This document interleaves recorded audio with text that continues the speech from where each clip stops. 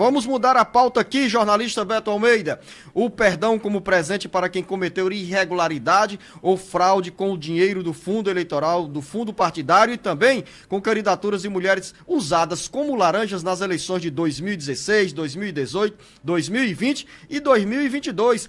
É a anistia geral que os partidos poderão ganhar, mesmo com essas irregularidades. E tem avanço nessa discussão na Câmara Federal, como conta agora o Sátiro Salles. Ou Carlos Alberto, que chega conosco aqui agora. Os deputados e senadores voltaram ao trabalho dispostos a avançar com uma pauta que os interessa diretamente. A anistia aos partidos que deixaram de aplicar os recursos do fundo partidário e do fundo eleitoral nas campanhas de mulheres ou deixaram de cumprir a cota de gênero. O perdão das irregularidades e fraudes está em uma proposta de emenda à Constituição PEC. A Câmara Federal abriu caminho para sacramentar a impunidade de quem cometeu alguma irregularidade e, nessa quarta-feira, instalou a comissão especial para apreciar o texto da proposta que institui a anistia dos partidos que não alcançaram os percentuais mínimos de financiamento de campanhas femininas e de promoção e difusão da participação política de mulheres nas eleições de 2016, 2018, 2020 e 2022. O privilégio ainda vai mais longe. A PEC determina que os partidos também não receberão nenhum tipo de sanção, como devolução dos valores, multas ou suspensão do fundo partidário. A legislação estabelece que os partidos devem repassar pelo menos 5% dos recursos do fundo partidário na criação e manutenção de programas de promoção e difusão da participação política das mulheres, de acordo com os interesses intrapartidários. A lei fixa ainda que, pelo menos, 30% das verbas do fundo eleitoral e do fundo partidário sejam destinados a campanhas eleitorais de mulheres. O mesmo percentual é exigido na divisão do tempo de propaganda gratuita no rádio e na televisão. Com redação do Ceará Agora, Carlos Alberto. Uma anistia, Beto Almeida, que encontra respaldo entre a maioria dos 513 deputados federais, dos 81 senadores.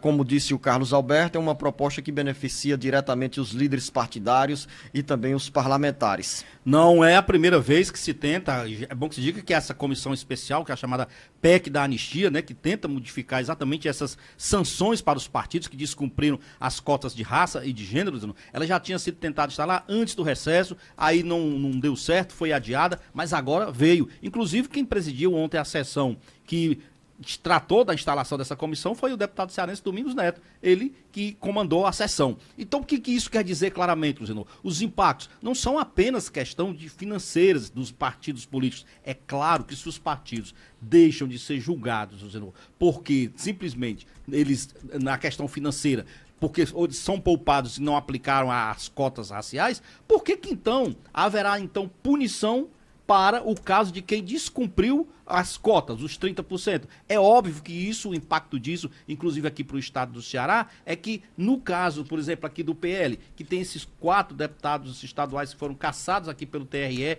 e que agora estão dependendo ainda de recursos, de embargos para serem analisados daqui para o eleitoral, lá o TSE em Brasília. É que isso, logicamente, vai beneficiar os partidos que hoje enfrentam os seus problemas com cassação de chapas completas, como é o caso do PL. Muita gente diz assim, mas olha, o que está sendo na realidade é apenas dado multa para as anistias, a multa financeira, a anistia de multas financeiras. Não, vai um pouco além disso. Ela tem impacto, sim, nas decisões dos colegiados da Justiça Eleitoral em relação aos partidos que, naturalmente, passariam a ser punidos caso aquelas cassações fossem confirmadas. Porque olha só, o que está em jogo? É a anulação de multa, a devolução de valores, a suspensão do fundo partidário dos partidos que não cumpriram essas cotas de gênero e de raça e a anulação de todas, eu disse todas, as sanções de partidos que tiveram problemas nas campanhas em relação, inclusive, às prestações de contas.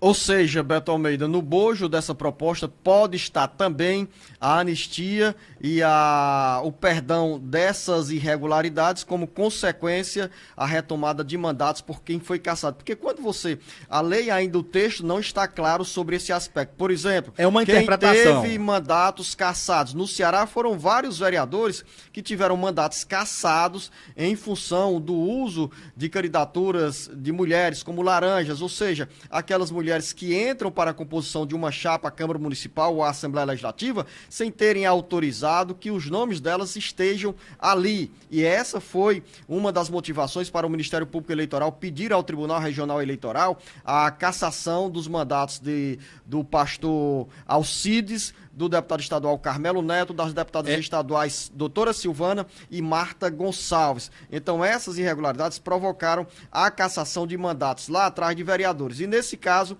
também estão provocando a cassação de mandatos, e a gente sempre faz referência. Nesse caso dos deputados e deputadas do PL, os 4 continuam exercendo o mandato, porque a decisão final vem do Tribunal Superior Eleitoral. Mas a expectativa... E lembrando, você disse bem uma coisa, lembrando que essa interpretação ela também não é automática. Isso depende de cada caso, de cada situação específica e diz respeito no tempo de agosto de 2015 até as eleições de 2022.